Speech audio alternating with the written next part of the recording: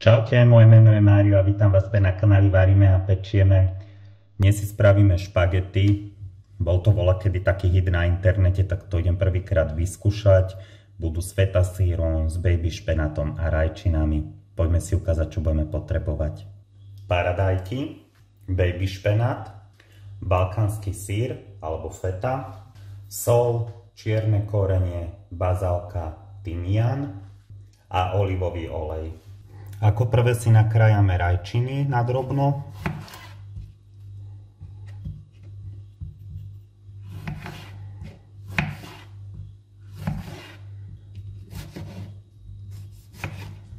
Na drobno si nakrájame cesnak.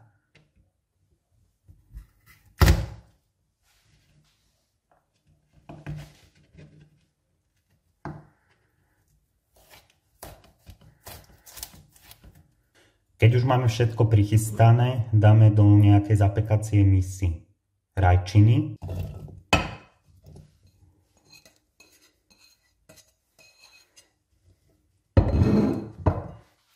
Posolíme. Polejeme olivovým olejom. Premiešame. Pridáme balkánsky sír v celku, pokvapkáme olivovým olejom, pridáme tymián, mleté čierne korenie,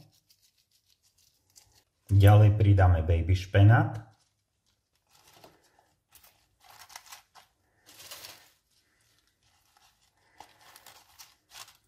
a posypeme nakrájaným cesnakom. A posypeme to celé bazálkou. A pokvapkáme to ešte trošku olivovým olejom. A takto pripravené suroviny dáme teraz na 30 minút na 200 stupňov do vyhriatej rúry a ukážeme si ďalší postup. Zmes, keď máme uvarenú, rozpučíme vidličkou.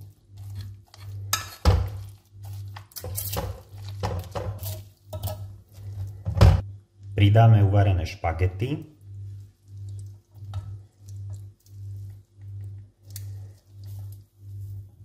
Poriadne premiešame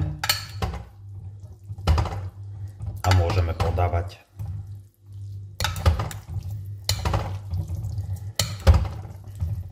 A máme navarené. Je to veľmi rýchly recept, vhodný na večeru.